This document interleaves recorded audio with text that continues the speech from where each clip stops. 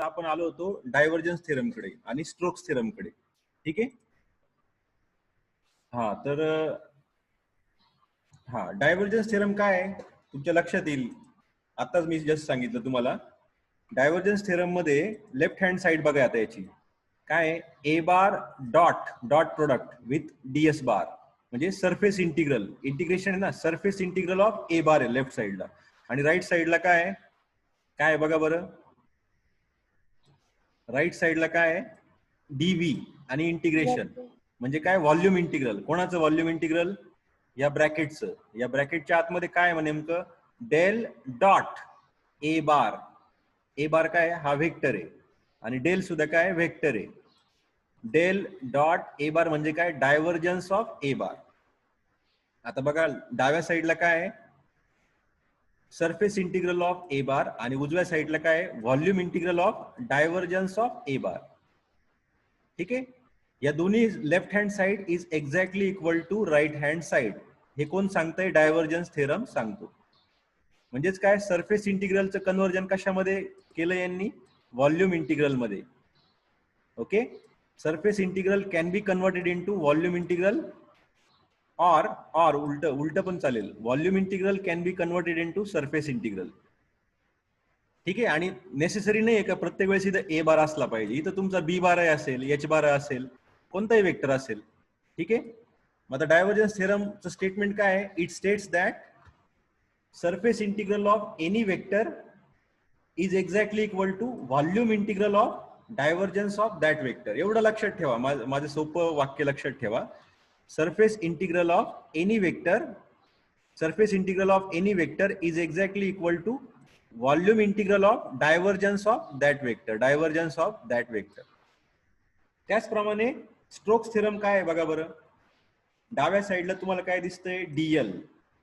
ए बार दिसतोय dot Diehl बार.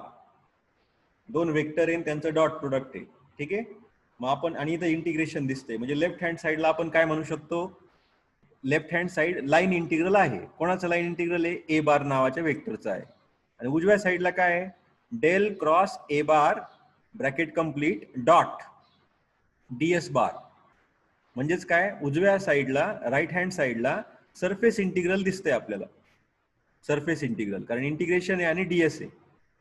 आता सरळ सोपं आहे. वरच्या सारखाच आपल्याला लक्षात येईल काय line integral can be converted into surface integral or surface integral can be converted into line integral with the help of Stokes theorem. ठीक आहे. आणि इथं वेक्टर कोणताही असू शकतो. ए बार बी बार सी बार डी बार कोणताही वेक्टर. ठीक आहे. आता याचं स्टेटमेंट कसं बनवता येईल आपल्या सोप्या भाषेत. Line integral of any vector is exactly equal to surface integral of curl of that vector. आता या ऑपरेशनला काय म्हणतात curl del cross A bar. ठीक आहे. परत एकदा सांगतो statement. Line integral of any vector is exactly equal to surface integral of curl of that vector. ठीक आहे. एवढं सोपं डायव्हर्जन्स थेरम आणि स्ट्रोक्स थेरम आहे. आता याच्यावर प्रॉब्लेम येतात. याचा उपयोग डेरिव्हेशन मध्ये बऱ्याच ठिकाणी होतो. म्हणून आपल्याला हे दोन्ही फॉर्म्युले लक्षात ठेवणं गरजेचं आहे. काय असतं या दोन्ही थेरमवर प्रॉब्लेम सुद्धा येतात. म्हणजे तुम्हाला सांगणार ए बार देतील आणि म्हणतील की ठीक आहे याचा डायव्हर्जन्स काढून दाखवा किंवा स्ट्रोक्स थेरमचा वापर करून लेफ्ट हँड साइड आणि राईट हँड साइड इक्वल आहे का नाही ते शो करा प्रूव्ह करा.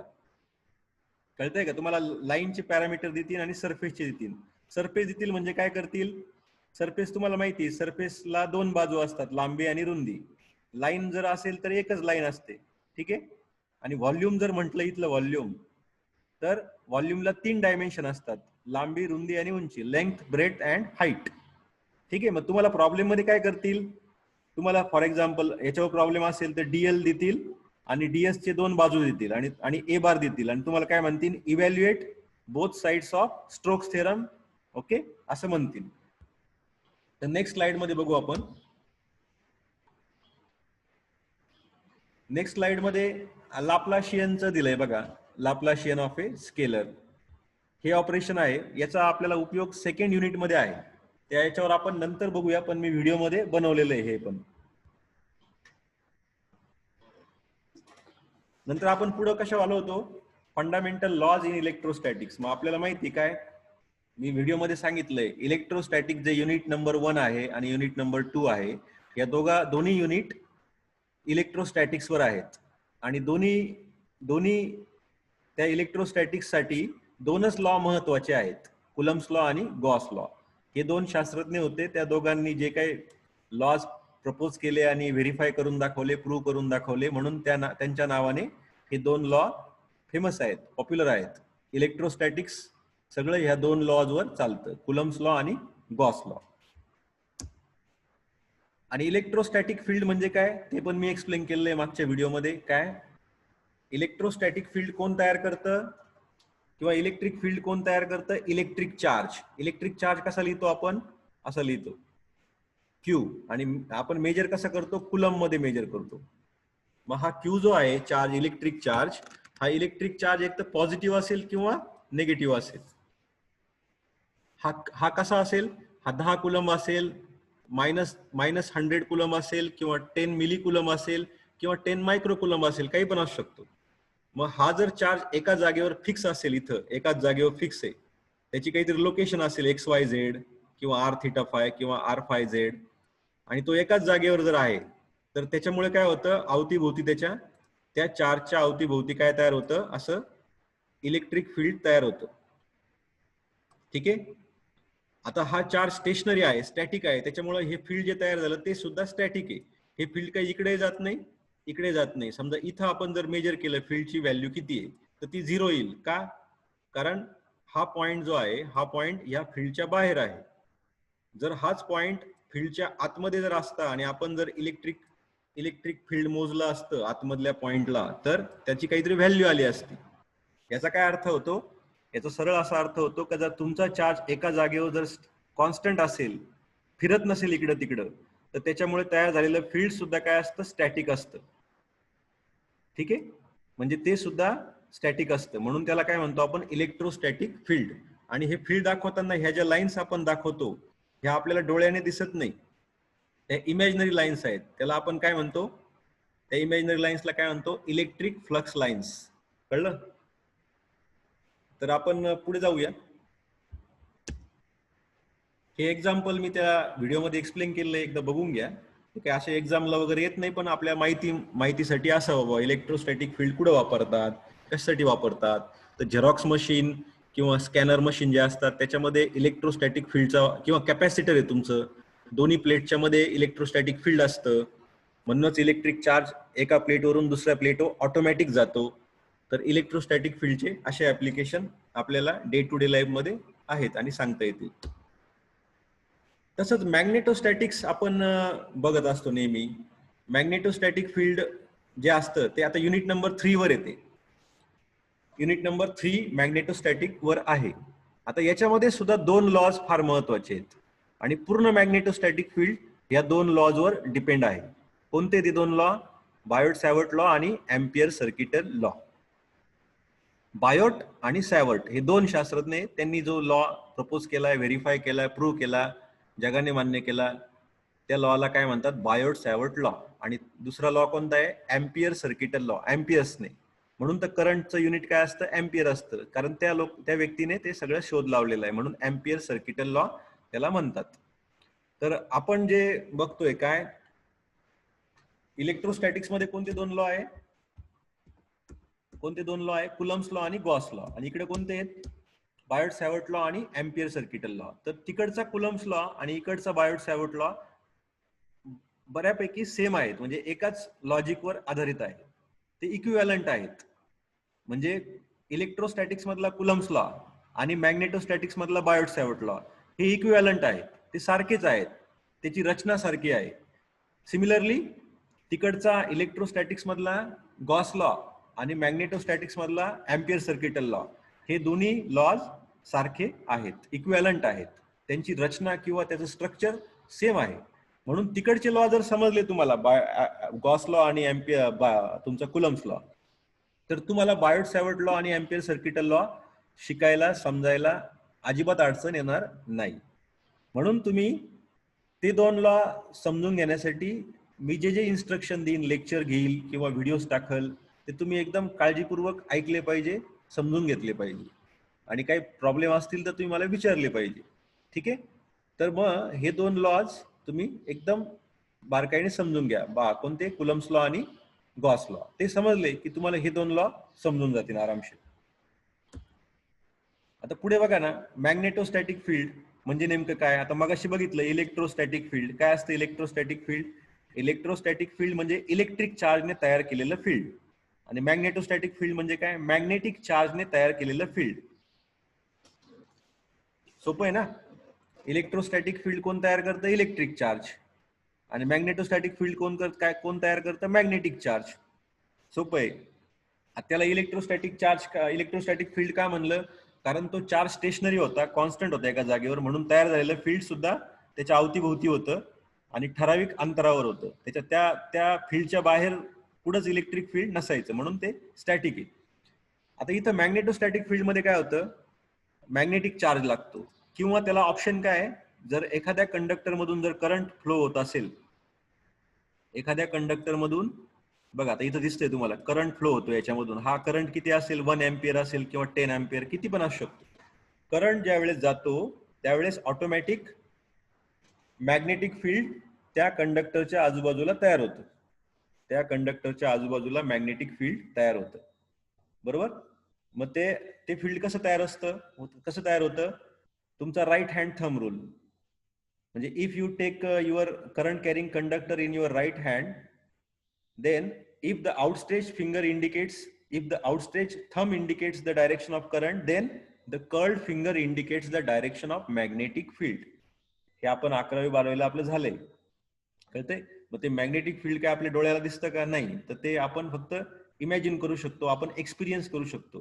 म्हणजे आपण बघा, एक जर मॅग्नेट असेल आणि दुसरं मॅग्नेट त्याच्या शेजारी जर आणलं, तर ते काय होईल? ते एकमेकांना ते काय करतील? दोन्ही मॅग्नेट एकमेकांना अट्रॅक्ट करतील किंवा रिपेल करतील. कळतंय का नाही? एक तर ते अट्रॅक्ट करतील एकमेकांना असं, किंवा रिपेल करतील. ते डिपेंड की तुमचे दोन्ही नॉर्थ पोल आहे का, दोन्ही साऊथ पोल आहे का, नॉर्थ आणि साऊथ आहे. ठीक आहे. आता ह्या दोघांमध्ये काय मॅग्नेटिक फील्ड आहे? दोन मॅग्नेटच्या मध्ये काय मॅग्नेटिक फील्ड आपल्याला डोळ्याला दिसलं का? नाही. बरोबर आहे ना? लोह चुंबक आपण दोन्ही हातात घेतलं तर ते एकमेकांना अट्रॅक्ट करतात. मग आपल्याला ते मॅग्नेटिक फील्ड दोघांमधलं दिसतं का? नाही दिसत. पण आपण ते एक्सपिरियन्स करतो. सिमिलरली ज्यावेळेस करंट जातो त्यावेळेस मॅग्नेटिक फील्ड अवतीभोवती तयार होतं, त्याच्या कंडक्टरच्या अवतीभोवती, according to right hand thumb rule.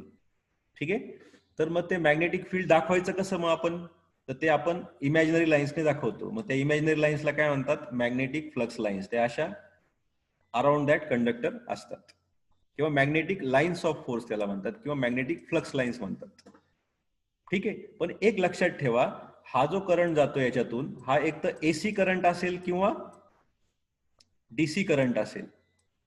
मग तुम्ही लक्षात काय ठेवायचं? जर डीसी करंट असेल, बघा डायरेक्ट करंट, हा जर डीसी असेल म्हणजेच काय? Static current. डीसी म्हणजे काय? एक तर 10 एम्पियर असेल तर 10 एम्पियरच, बदल होणार नाही. विथ रिस्पेक्ट टू टाइम, समजा करंट तुमचा आहे I is equal to 1 ampere आणि याच्यातून कंडक्टर मधून जातोय, तर तुम्ही हा करंट कधीही मोजा, तो 1 एम्पियरच भरणार आहे. कळतंय? म्हणजे with respect to time change होत नाही, तो स्टॅटिक आहे. मग अशा स्टॅटिक करंटमुळे जे फील्ड तयार होतं ते मॅग्नेटोस्टॅटिक फील्ड असतं. स्टॅटिक मॅग्नेटिक फील्ड तयार होतं. आणि जर ह्या कंडक्टर मधून एसी करंट जर वाहत असेल, एसी, तर मग तयार होणारं मॅग्नेटिक फील्ड, आता एसी करंट कसं लिहितो आपण? For example, I is equal to 10, for example 10 T ampere असं जर असेल, I is equal to 10 T ampere, म्हणजे याचा अर्थ काय? टी इथं आहे, टी म्हणजे काय? टाइम. मग टी टाइम जर चेंज झाला तर करंटची व्हॅल्यू चेंज होणार आहे, अशी काहीतरी चेंज होईल अशी, with respect to time. Suppose हा टाइम ऍक्सिस आहे आणि हा करंटची अँप्लिट्यूडचा ऍक्सिस आहे. तर with respect to time current is changing, current magnitude is changing. म्हणजेच काय? Current is not a static here. मग करंट काय आहे? एसी करंट आहे हा. एसी जर करंट असेल तर ह्या मॅग्नेटिक फील्ड, तयार होणारं मॅग्नेटिक फील्ड सुद्धा कमी जास्त होईल. म्हणजे फॉर एक्झाम्पल, ज्यावेळेस करंट मॅक्सिमम होईल विथ रिस्पेक्ट टू टाइम, त्यावेळेस मॅग्नेटिक फील्ड स्ट्रॉंग असेल, आणि ज्यावेळेस करंट झिरो होईल किंवा कमी होईल त्यावेळेस काय होईल? या मॅग्नेटिक फ्लक्स लाईन्स कमी तयार होतील, म्हणजेच मॅग्नेटिक फील्ड कमी तयार होईल. कळतंय? तर दोन केस आहे. डीसी करंट जर फ्लो होत असेल, डीसी करंट जर फ्लो होत असेल कंडक्टर मधून तर स्टॅटिक मॅग्नेटिक फील्ड तयार होतं, स्टॅटिक. आणि जर एसी करंट जर फ्लो होत असेल तर डायनॅमिक मॅग्नेटिक फील्ड तयार होतं. डायनॅमिक म्हणजे काय? स्टॅटिक नसलेलं, म्हणजे कमी जादा होईल ते मॅग्नेटिक फील्ड, असं त्याचा अर्थ आहे. तर हे सुरुवातीला आता हा इलेक्ट्रोस्टॅटिक जो आहे याच्यावर पहिलं युनिट आणि दुसरं युनिट आहे, त्याचे दोन लॉ आहे. आणि हा जो मॅग्नेटोस्टॅटिक दिसतोय तुम्हाला हे युनिट नंबर 3 वर, युनिट नंबर 3 याच्यावर आहे. आणि याचे पण दोन लॉ आहेत. कोणते? बायोट सॅवर्ट लॉ आणि बायोट सॅवर्ट लॉ आणि एम्पियर सर्किटल लॉ. ठीक आहे. तर हे टर्म्स आहेत. म्हणजे तुम्हाला डाव्या साईडला याच्यावर व्हिडिओ बनवलेला, तुम्ही एकदा व्हिडिओ बघून घ्या. डाव्या साईडला जे टर्म दिसतात ते इलेक्ट्रिक फील्डशी रिलेटेड आहेत आणि उजव्या साईडला जे टर्म दिसतात ते मॅग्नेटिक फील्डशी रिलेटेड आहेत. आणि ते एकमेकांशी इक्विव्हॅलंट आहेत. म्हणजे इलेक्ट्रिक फील्डमध्ये जर फोर्स असेल तर मॅग्नेटिक फील्डमध्ये सुद्धा एक फोर्स आहे, एफ बार एफ बार, फक्त फॉर्म्युले वेगळे आहेत. इलेक्ट्रिक फील्डची इंटेन्सिटी ई बारने दाखवतात, मॅग्नेटिक फील्डची इंटेन्सिटी एच बारने दाखवतात. इलेक्ट्रिक फ्लक्सची डेन्सिटी डी बारने दाखवतात, मॅग्नेटिक फ्लक्सची डेन्सिटी बी बारने दाखवतात. आणि हे बाकीचे वेगळे फॉर्म्युले आहेत. तर याच्यावर व्हिडिओ बनवला आणि मी तो टाकलेला आहे, तो तुम्ही एकदा बघून घ्या. आता पुढचं लेक्चर मला वाटतं कोणाच तरी असेल तुमचं 11:30ला. किती वाजता आहे ते? 11:50ला आहे. तर मी तुम्हाला मागच्या लेक्चरमध्ये ना कुलम्स लॉ सुद्धा शिकवलेला आहे. कुलम्स लॉ काय असतो रे? एकदा वाचा बरं स्टेटमेंट, बारकाईने वाचा, सगळं वाचा आहे व्यवस्थित. आवाज येतोय का तुम्हाला सर्वांना? बरके? हो. हा, मग आता ही स्क्रीनवर जो कुलम्स लॉ दिसतोय तो एकदा तुम्ही शांतपणे वाचा व्यवस्थित. मग आपण त्याच्यावर डिस्कस करू 10 मिनिटं आणि आपलं लेक्चर थांबू.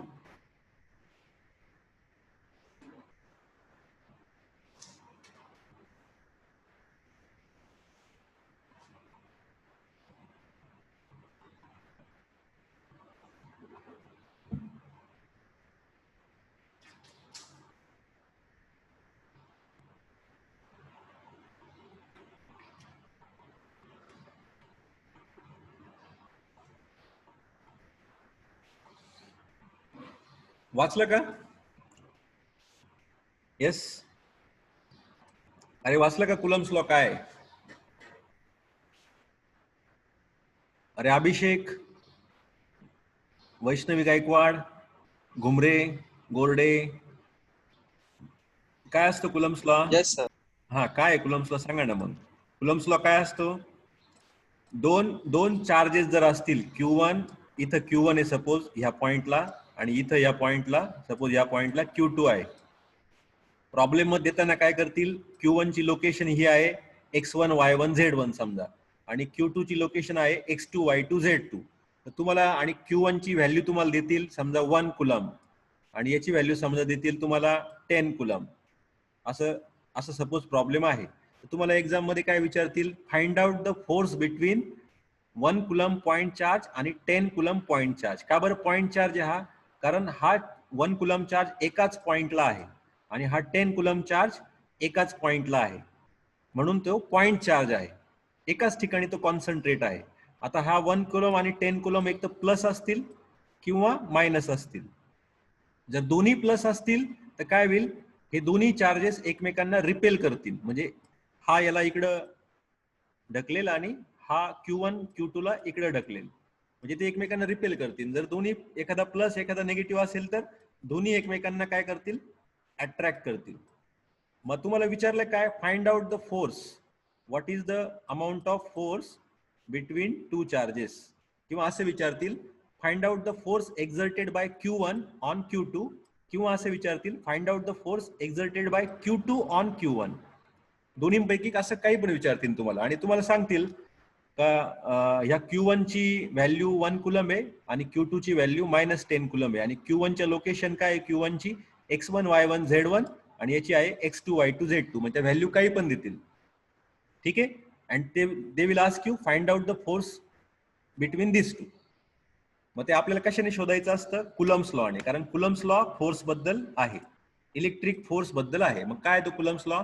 Coulombs law states that force between two point charges. Point charges शब्द लक्षात ठेवा. कुलम्स लॉ कशाला वापरता येतो? पॉइंट चार्जेसलाच वापरता येतो फक्त. Q1 आणि Q2. It is this force is always along the line joining them. Line joining म्हणजे काय, त्या फोर्सची डायरेक्शन ऑलवेज या दोघांना जोडणाऱ्या लाईनीच्या समांतर असते. ठीक आहे. Q1 आणि Q2 ला जॉईनिंगची जी लाईन आहे, दोघांच्या जॉईनिंगची लाईन, त्याच दिशेला त्याच डायरेक्शनला F बार असतो, असं त्याचा अर्थ. It is directly proportional to product of magnitude of Q1 and Q2. म्हणून ते Q1 Q2 इथं आले. And it is inversely proportional to square of the distance between them. आता दोघांमधलं डिस्टन्स नेहमी कशाने दाखवायचं? दोन चार्जेस मधलं डिस्टन्स नेहमी आपलं ठरलेलं काय, आर ने दाखवायचं. आर हा वेक्टर आहे, आर बार. आता हा आर बार वेक्टर कसा मिळवायचा? जर तुम्हाला ह्या पॉइंटचे कोऑर्डिनेट्स माहिती, सपोज या पॉइंटचे कोऑर्डिनेट्स माहिती x1 y1 z1 आणि ह्या पॉइंटचे तुम्हाला कोऑर्डिनेट्स माहिती x2 y2 आणि z2, तर आर बार कसा मिळवणार आपण? Second coordinates minus first coordinates. x2 minus x1 ax cap plus y2 minus y1 ay cap plus z2 minus z1